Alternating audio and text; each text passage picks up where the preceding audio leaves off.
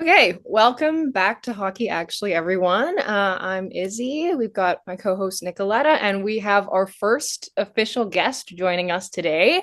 This is Ian Kennedy of the Hockey News, women's site editor. First off, thanks for joining us. How is your off season going? It's great. It's there's a lot to cover and a lot to talk about, but it's a long off season, so just enjoying a little bit of downtime. But yeah, I'm excited to join you both for this. We're so happy to have you. It's only fitting that we had Ian as our first guest, as I mean, he's the one that brought us on to the women's site, and now we're bringing him onto the pod. So Thank you. um, so let's just dive into some PWHL stuff. In general, looking at the first couple seasons, it's at least from my perspective, it seemed very successful. Do we want to go over some of the successes we've seen the past couple years, heading into the third year?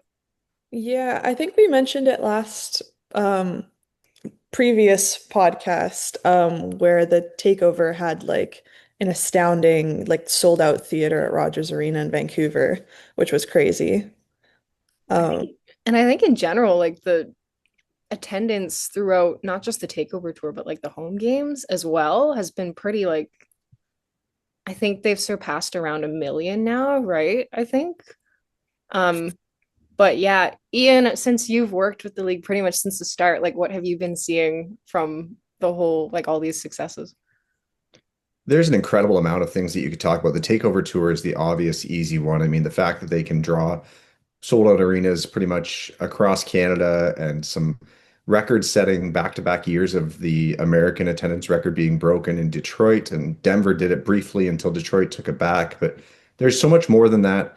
The additional professionalism on the player side that they've been seeing from staff and from just being treated as pros finally a couple of seasons in, being able to put a couple of off seasons together of training like professionals. Those are the things that some fans might not see. What the fans do see is the fact that there's a ton of merchandise. There's hockey cards. There's nationally broadcast games that never existed before. And all of those things, I think, are just spectacular signs of growth. You mentioned attendance other places, the fact that Toronto and Montreal both had to find bigger venues after the first season ever is just miraculous. And for me, having covered men's hockey for a long time as well, I think that the fact that we don't see as many people saying this league is doomed, it's not going to last. The conversation has shifted from will they make it to where next? And that to me is just a sign, including Vancouver, which of course both of you know very well. That's to see expansion after 2 years is something that shows that the people putting their money behind this league see the future and know that there's success ahead. They're not questioning that anymore. They're seeing this as a real opportunity to continue to grow. So I think that's all fascinating and exciting, and it has been really amazing to watch it from before this league existed to where it is now has been just miraculous. And I think like I mean, just from what I see at least, like it seems like there's a very big Canadian following compared to say maybe some of the American teams. I'm wondering if maybe in future expansion would we be seeing possibly another Canadian team, or do you think maybe it stray more towards like American markets? Oh, I hope it's Canadian. I mean, I hope they don't follow the NHL pathway of searching for all these places and then trying to grow a fan base. I think you put teams where a fan base exists first and then allow the interest to grow from elsewhere. I mean, Quebec City having another primary venue ready and waiting there.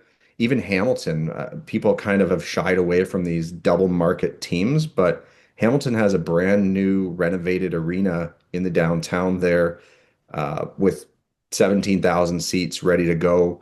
So why not Toronto having two when we see two teams in, well, three teams pretty much in the New York market for the NHL, and you can go out to California and see multiple teams in markets.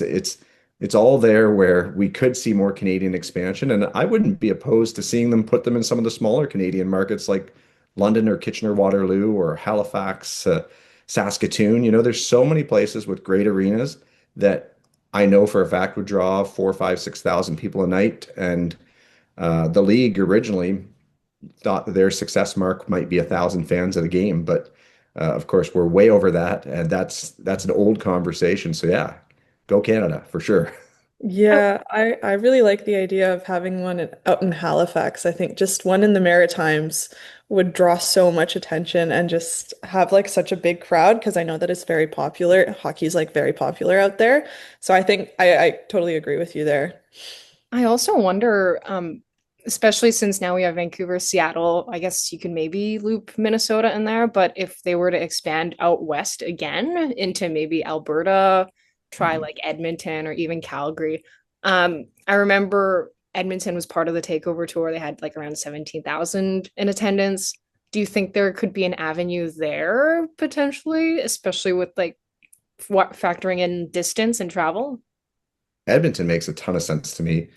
I'm not opposed to some of the more unique ideas too. I mean, we call it Minnesota when obviously that's a state name. There's Mhm. lots of teams that have done that in the past. Like, why can't there be an Alberta that plays the majority of their games in Edmonton, but also has a couple of games in Calgary because the venue there is a little bit more problematic with five teams already using the Saddle Dome. Why can't we have an Atlantic team that's primarily housed out of Halifax, but makes stops in PEI and Newfoundland and things like that, where we've got all these OHL or AHL size arenas out there that are perfect for the league. We could have some of those more regional teams, I think would be really successful. But yeah, Edmonton's a no-brainer as well. I think that they can definitely house a team there. They showed the support last year with how many tickets they sold immediately. The league is going to go west. It's not done with two teams out there. We're definitely going to see expansion favoring the regions of North America that don't have teams right now. Mhm. Do we think sooner rather than later, or maybe see how this expansion draft goes and go from there? I don't even want to talk about the expansion draft because it's a very sore subject, not for you Vancouverites, but for the rest of the league, it's still a very, Yeah. you might as well bring up someone's dead dog at the moment, I think is kind of the way that takes it. But I think sooner. The plan is to get the league to 12 teams before the 2031 expiration of this collective bargaining agreement. That's always been their plan. Um, and they kind of have seen it as this is going to grow to NHL size. I'm not sure when that will be by, but the goal has always been 12 teams by 2031. So um, I think that's that's feasible. coming up pretty quickly. Yeah. Mhm. Yeah. Yeah, we're Time's already at ticking. 8, right? Yeah.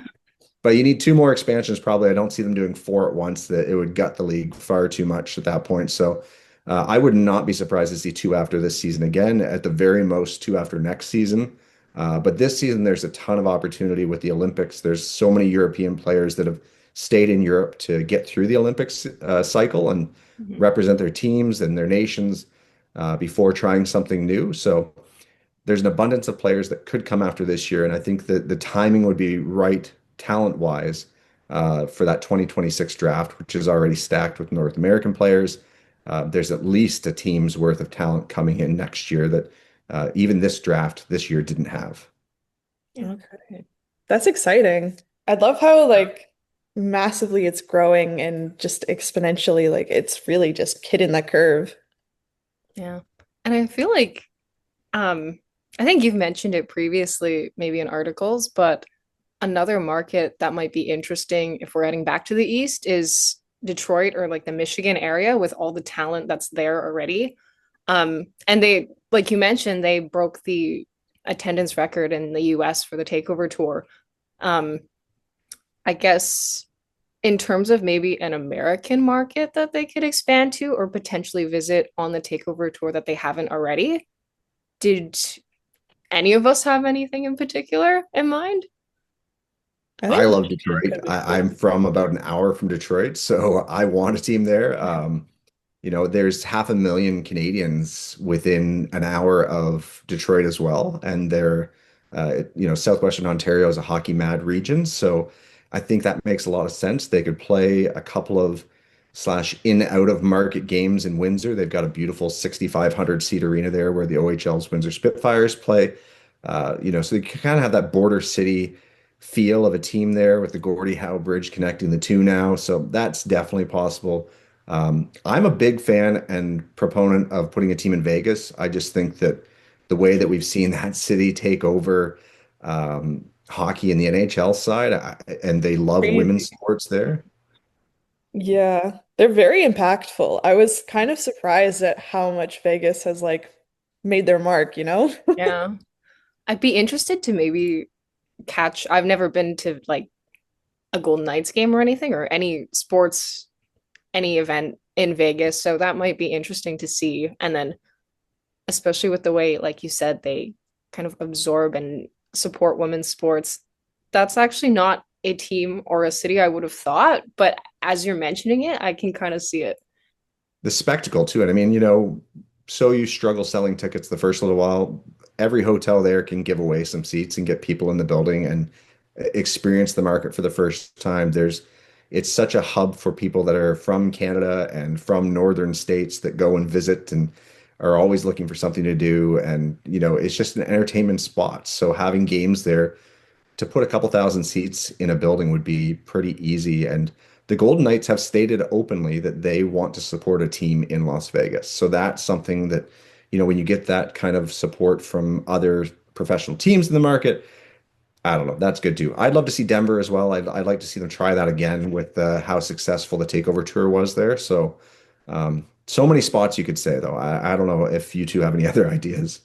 I was I actually mean, kind of, I was surprised looking at the Takeover Tour that there were no stops in the California area. I mean, we got like Seattle on the West Coast, but that kind of surprised me because I would have thought there's a lot of support in the California area for women's hockey, but I guess maybe next year we could potentially see a California stop. I don't know for sure, but I'm just wondering if maybe that would be an option. I think so. There's like five California players in the PWHL right now, and that's only going to get bigger. There's tons of very, very good girls hockey programs in the state of California right now. I think venue's the problem there again, like Los Angeles itself, there's the arenas are full. Mhm. So you kind of have to look to Anaheim, San Jose, maybe some of those AHL venues that are out in some of the suburb cities of the bigger hubs. But there's tons of potential. I think that women's hockey itself in California goes back to like the 1910s. It's got a huge history of being played there. There were formal leagues through the 70s that were vibrantly popular in all of the cities. So there's definitely been an appetite for women's hockey in California. The NHL's been there forever, so I think it does definitely make sense too. I guess it's just a matter of when and figuring out the smaller logistics rather than just what- like building the fan base. yeah, what about San Fran? Think maybe there I that could love be a that. spot. Yeah, I think that could be pretty interesting. Yeah, because I Yeah, guess I would love to see that. That's a great, I mean, the Oakland San Francisco combination up there. It's really it's a progressive part of the country as well too that you know I think would really embrace women's sports again and just so many opportunities out there. And of course, Mark Walter and the Mark Walter Group are based in Los Angeles. He owns multiple Los Angeles professional teams, so it really feels like it is a matter of time before he brings his own franchise there and uses that as kind of the flagship organization for expansion in the league. I guess something that kind of connects the league to expansion would be where they stop during the takeover tour. I mean, we saw like Vancouver, Seattle both had stops, and all of a sudden they've got expansion franchises. Are there any particular cities that were missed last year that could potentially pop up on the list this year? Name one. I mean, if it's an NHL market, they're really. I think some of the more unique ones we might see Dallas, Nashville, places like that. If the league wants to test a little further south, there are strong girls hockey communities there. There's venues in most of those places. Columbus, maybe. I mean, they've got Ohio State's women's program is located there. The Blue Jackets are the only tenant of their arena, so it checks a lot of boxes in that way. I'd love to see them test something in Wisconsin. I mean, it's a hockey mad state as well. You've got maybe Milwaukee or One you of the know, just so random many ones. places. Just throw Yeah, them random. Pick a wherever. Yeah. place.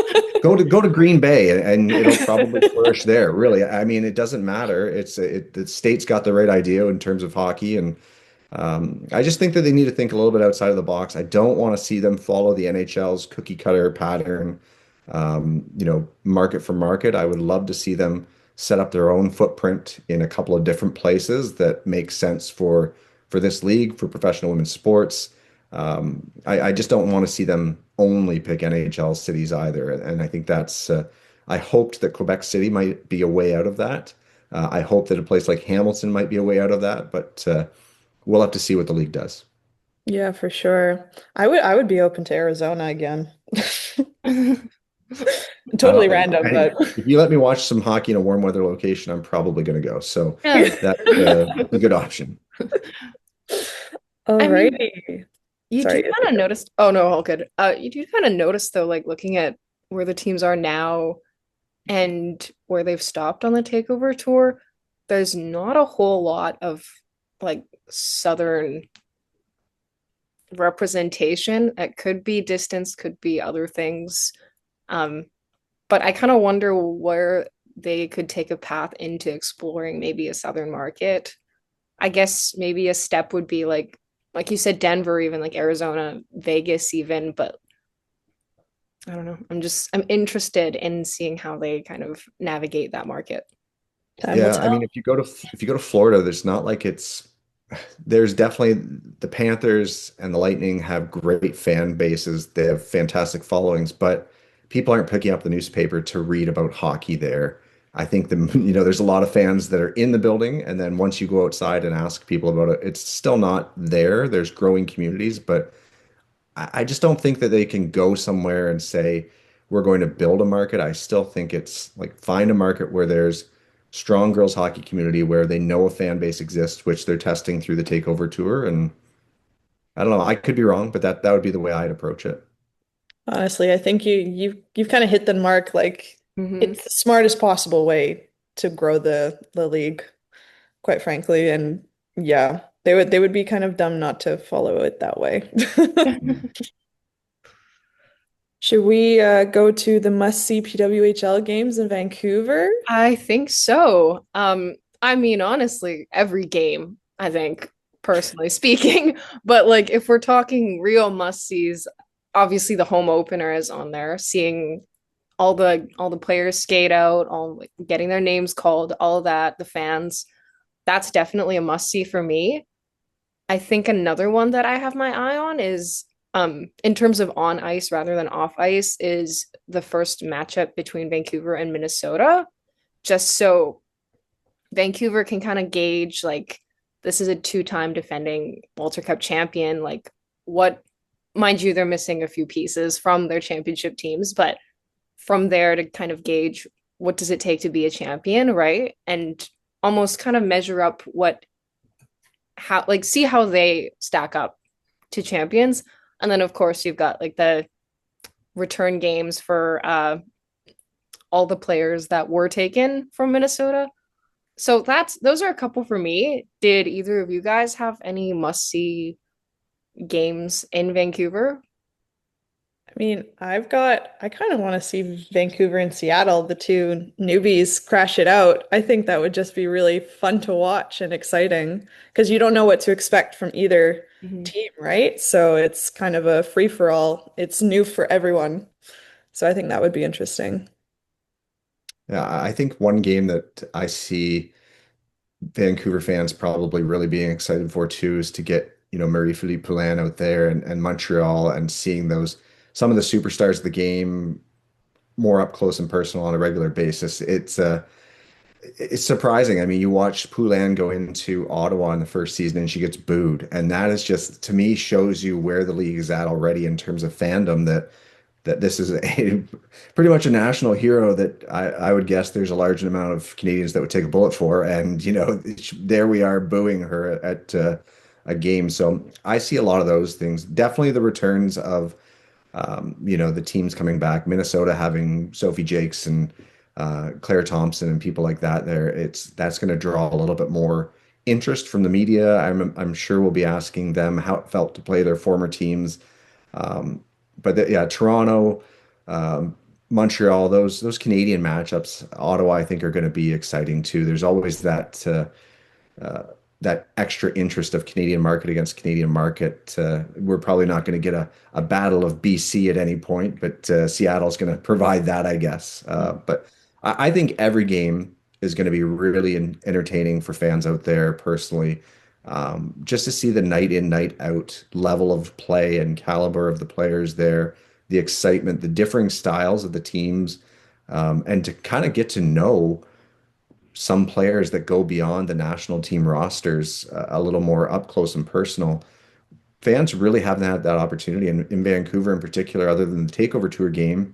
I mean, there's been the odd um, rivalry series game out west, but it hasn't been since 2010 where women's hockey has been centralized in Vancouver for any significant period of time. And that return and getting to see not just the Poulans, but the Alina Muellers and the Susanna Tapanis and the players from all over the globe that are in this league now coming to play there regularly. I think that's super exciting for everybody, and I'm just excited to see Vancouver's reception because I know it's going to be fantastic. We hear the ticket sales numbers already. It's going to be a very fun venue, and I think the exciting part about that is that it might not be us afterwards saying what's the must watch game in Vancouver. It might be the rest of the league saying, Vancouver is the market you're gonna be excited to play in. And I think that's something that's equally important. A bit off the script. I don't know why I thought of this, but do we think Vancouver is making the playoffs this season? Yes. 100%. I have faith in my team. I would bet three toes. You know, not my favorite toes, but I'm going to bet them because I really do think that there's no way looking at that roster, looking at the not just the skill of players, but the style of depth that they brought in. I think it was a really incredible job that Gardner Morey did in the expansion process, grabbing some of those Brooke McQuigg type players that can really, you know, put some pressure on players, play physical, grind down the opponents that are intelligent and where they go on the ice. And then utilize that exclusive signing period to negotiate the contracts that she loaded up on afterwards. It was just really brilliant. The top to bottom build of that team. I can't see them missing the playoffs. I don't even know what it would take right now to not make that happen, but I think it's a lock. But nothing's a lock in professional sport. Um, You who never know. knows? Yeah, chemistry might really stink. You have no idea. But from top to bottom, it's an impressive roster. On paper, Mm. On there's paper. no chance that this is Yeah. not happening. Mhm. Yeah. Yeah. On paper, my toes are safe. Yes. We'll just have to wait and see if your toes will bite the dust at some Yeah, point. that's Or right. yeah. Come the spring of 2026. Yep. See me limping around, you will know that something went wrong. So, On that note about the roster and the players, it's still a little ways away, but we've got Winter Olympics coming up in February. Are we eyeing Vancouver's roster to see which players could potentially make the team? I mean, honestly, I feel like we've got some pretty like solid locked in players on the roster, but who do we kind of see as having a chance at teams that maybe wouldn't be on the more popular Olympic projection lists? well, the both Canada and the USA are having some of their tryouts and camps this summer, and we've seen some of the American lists come out that have excluded Abby Boreen, Izzy Daniel, Gabby Rosenthal, players, Sydney Bard. None of them were named to USA's summer camp. That doesn't necessarily mean that they're guaranteed to be left off, but it's a pretty good indicator. There's some locks on Vancouver's roster from Michelle Karvinen, obviously Teresa Venisheva, Denisa Krishova. Those players uh, they're integral to their nation. They're not going anywhere. I'm still really interested to see how the Hannah Miller thing plays out with Team Canada. Of course, they tried to name her for the World Championships last year. She wasn't eligible. She will be eligible in time for Canada this year. It's just going to be, does her play carry over from the last 2 years? Mm. Um, but if you go up and down that roster, gosh, I think Claire Thompson and Sophie Jakes are as safe as you get. Um, I hope that Canada takes Ashton Bell back. I think that they were really missing something this year from her, not just her puck moving side, but the defensive ability, the shot blocking, the cutting off plays and ending them in the neutral zone and on the rush. Jen Gardner's chemistry with Poulin and Stacey on Canada's top line was just, that was such a pleasant surprise. Sarah Nurse, of course, is going to be there. There's no way they don't take her unless she's not healthy. But yeah, there's definitely other players too. Like I would love to see Canada take a look at Michaela Cava as a depth player. You can pretty much name a player up and down Vancouver's roster that could potentially get that call. I do have some question marks in net. I don't know. I think that Kristen Campbell's time with Canada is over. Emma Smashmeyer, I think, should be back as long as she's healthy again. It's again like you are looking at a heavily national team sprinkled roster that will be um, highly present at the Olympics in Italy this year. And I think that for some Vancouver fans, there's two ways to look at that. Super exciting, you get to see your players playing. Super scary that it could result in lost players, like we've seen at just about every other international competition recently, where an injury at one of those things um, ends a playoff hope or ends a run that somebody's on. So there's two sides to that coin, but oh gosh, there's going to be so many there. It's just going to be exciting. Honestly, it's like Vancouver's team is kind of Canada's team. You probably are going to that's going to be an argument, but I think you could make it. That's you're not wrong. I mean, the fans in Montreal and Toronto might have something to say about that, but it's that They team can does voice their definitely. opinions. Yep. Yeah, I don't disagree with you at all. Sounds like a potential top article topic. Yep. Yeah. Up for debate. Let us know what you guys think. Yeah. Do we have any dark horse teams in the Olympics that we think could make a push for a medal? Oh, I mean, Oh it, boy. it's it still remains Canada, USA, tier Yeah. one, Czechia, Finland, tier two. I really love what Sweden's doing. If you watch their youth programs that they're putting together, the investment, the structure that they're putting into their systems of women's hockey, the rule changes they made to add body checking back to the game as the first nation to do that, and they keep expanding it. We've seen neighboring Norway take that on now, so they've seen the success that Sweden's had.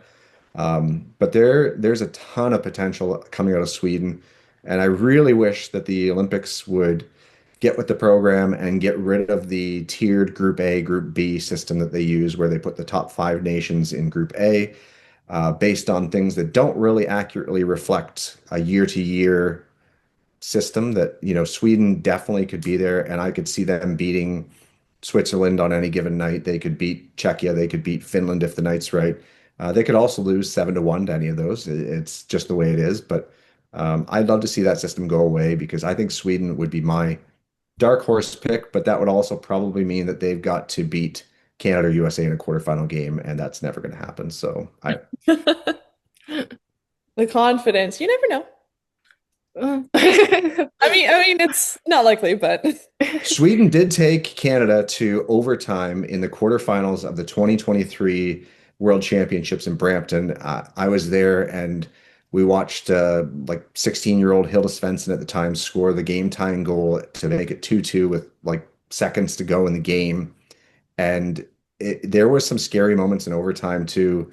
Emma Soderberg was in net for Sweden then, and she played lights out. Never had that success in the PWHL, but anything is possible in a one game elimination. And that game right there was enough to show me that it's possible, and that nation keeps getting better. So you never know. I guess time, as we said, time will tell. With all yeah, of these things that we chat about, time will yeah. tell. It's just the way it is in sports, right? Yeah. Time will tell. It'll I be think interesting to like come back to this podcast in the future when everything's laid out and be like, how accurate were we? What did we miss? It's like, I would cry myself to sleep if I looked at all of my prediction articles and went back and saw how vastly wrong you can be. Most of the time you get things 50-50, but yeah, I mean the game changes so much, and this sport for women's professional hockey is still developing at such a fast pace, and things are changing overnight. Rules are changing overnight. The players that are coming to the league are deciding every day what they're doing. It's going to change, and I think this Olympics might be the last one where we see that huge gap between so many nations. Because 4 more years from now, we'll see this continued trickle of players to the PWHL, and we'll see a larger flow, not just a trickle of players coming to the NCAA. Um, to get back into things. And who knows if Russia gets, of course, we need the war to end first before they're ever going to be considered a topic for discussion there. But there are nations that are growing continuously. Slovakia is growing continuously. People are pumping money into women's hockey right now that they weren't before. And you can go down to like the players that are 13 and 14 years old right now and see significant talent overseas that we haven't seen before. And that's really exciting. And I think that we will see some surprises 3 or 4 years from now. Maybe not this year, but 3 or 4 years from now. I mean, it's growing at such an exponential rate, and it's great to see, right? But It's just even from like a player standpoint, like chatting with the players, they're just so excited for the opportunities to come. And it's exciting as a watcher to see them get so riled up and excited for the season, for the next season and what's to come the future, you know? So it'll be exciting. very much. I've been going through a lot of looking at a lot of prospects lately, kind of younger and younger as I prepare for PWHL draft rankings and looking at players going into the NCAA and making some, off-season articles of players to watch in different leagues and things like that. And it's really encouraging the more of those profiles you go to for team pages for their youth programs where you can see in their future aspirations, they list the PWHL as a goal now. And the number of players you see that for is just incredible because it shows you now that the shift has already happened all the way down to the 5-year-old girls entering the game for the first time that see that, yeah, this is a possibility. I'm going there. And that just is going to change the whole mindset, right? It changes the way that you train. It changes the goals that you have in terms of nutrition, in terms of being mentally healthy and prepared and focused. And all of that and taking skills training is just we're gonna see more and more talented players like we've never seen before coming out of nowhere in a couple of years. And yeah, it's very exciting to finally see that opportunity as someone that coached girls hockey for a decade. I would lose so many athletes and lose is the wrong word because they ended up going someplace great, but we would see players accepting track scholarships and soccer scholarships and things like that and turning down hockey. And it wasn't just because the opportunity for pro wasn't there. It's just that the game itself kind of had dead end for them and they knew that things were ticking and they could still at least go and play.